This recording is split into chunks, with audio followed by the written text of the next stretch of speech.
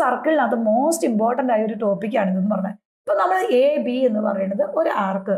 ഈ ആർക്കിന്റെ ഓൾട്ടർനേറ്റ് ആർക്കിലേക്ക് നമ്മൾ വരയ്ക്കുന്ന ഈ പോയിന്റ് സിയിലെ ഈ ആംഗിൾ സി എന്ന് പറയുന്നത് എപ്പോഴും ഏതായിരിക്കും? ഈ ആംഗിൾ എ ഒ ബിയുടെ പകുതി ആയിരിക്കും. ഇതാണ് നമ്മളോട് പറഞ്ഞിരിക്കുന്നത്. Angle made by any arc of a circle on the alternate arc is the half of the angle made by the centre എന്നാ പറഞ്ഞേക്കുന്നത്. അപ്പൊ നമുക്ക് എന്ത് എഴുതാം? ആംഗിൾ എ സി ബി എന്ന് പറയുന്നത് എപ്പോഴും half of angle A O B ആയിരിക്കും. അതായത് ഈ ആംഗിളിന്റെ പകുതി ആയിരിക്കും ഈ ആംഗിൾ എന്ന് പറഞ്ഞത്. അല്ല, അഥവാ ഇവിടെ നമ്മൾ ആംഗിൾ തരുവാണെങ്കിൽ അതിന്റെ ഡബിൾ എടുത്താൽ ഈ ആംഗിളായി. അപ്പൊ നമ്മുടെ ഒരു എക്സാമ്പിൾ നോക്കാം. നമ്മൾ സപ്പോസ് ഇത് 70 ഡിഗ്രി ആണെന്ന് വെച്ചോ. ആംഗിൾ എ സി ബി സമം 70 ഡിഗ്രി ആണെങ്കിൽ ആംഗിൾ എ ഒ ബി സമം അതിന്റെ ആ 70ന്റെ ഡബിൾ എടുത്തു കഴിഞ്ഞാൽ നമുക്ക് എന്ത് കിട്ടും? ആംഗിൾ എ ഒ ബി കിട്ടും. അനന്തര എക്സാമ്പിൾ നോക്കാം. ഇതൊരു സർക്കിളാണ്.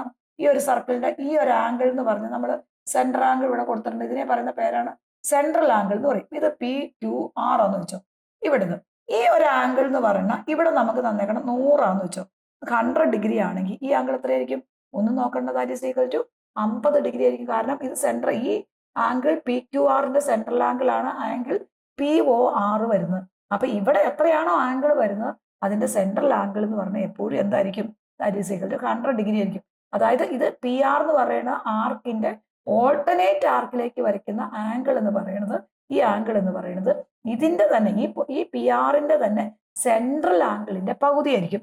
അപ്പൊ അത് നമുക്ക് വളരെ സിമ്പിൾ ആയിട്ടൊരു ക്വസ്റ്റ്യൻ ആണ്. ഇപ്പൊ ഏത് ക്വസ്റ്റ്യൻ വന്നാലും ഇതൊരു സർക്കിളാണ്. ഇപ്പൊ ഇവിടെ ഒരു ആംഗിൾ നമുക്ക് തന്നത് സെൻട്രൽ ആംഗിൾ ആണ്. ഈ ആംഗിൾ എന്ന് പറഞ്ഞാൽ ദാറ്റ് ഈസ് ഈക്വൽ ടു എത്രയായിരിക്കും? ഇപ്പൊ നമ്മൾ ഇവിടെ തന്നേക്കണം 120 വെച്ചോ. അങ്ങനെയാണെങ്കിൽ എ ബി സി പറഞ്ഞ ഈ ഒരു ആംഗിൾ എന്ന് പറഞ്ഞാൽ എത്രയായിരിക്കും മക്കളെ? 120 ഡിഗ്രിയുടെ പകുതി 60 ഡിഗ്രി വരും.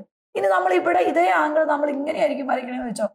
ഇങ്ങനെ വരയ്ക്കുമെന്ന് വെച്ചോ. അപ്പോഴും ഈ ആംഗിൾ എത്രയായിരിക്കും? 60 ഡിഗ്രി ആയിരിക്കും. നമ്മൾ ഇത് ഇങ്ങനെയാ വരയ്ക്കണമെന്ന് വെച്ചോ. ഇങ്ങനെ വരയ്ക്കുമെന്ന് വെച്ചോ. അപ്പോഴും ഈ ആംഗിൾ എത്രയായിരിക്കും? 60 ഡിഗ്രി ആയിരിക്കും.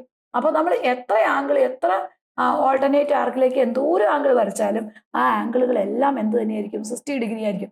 ഇത് നേരെ റിവേഴ്സ് ഡയറക്ഷനിലും വരാം. അപ്പൊ നമ്മളിതൊരു സർക്കിളാണ്, ഇതിന്റെ സെന്റർ ഇതാണ്.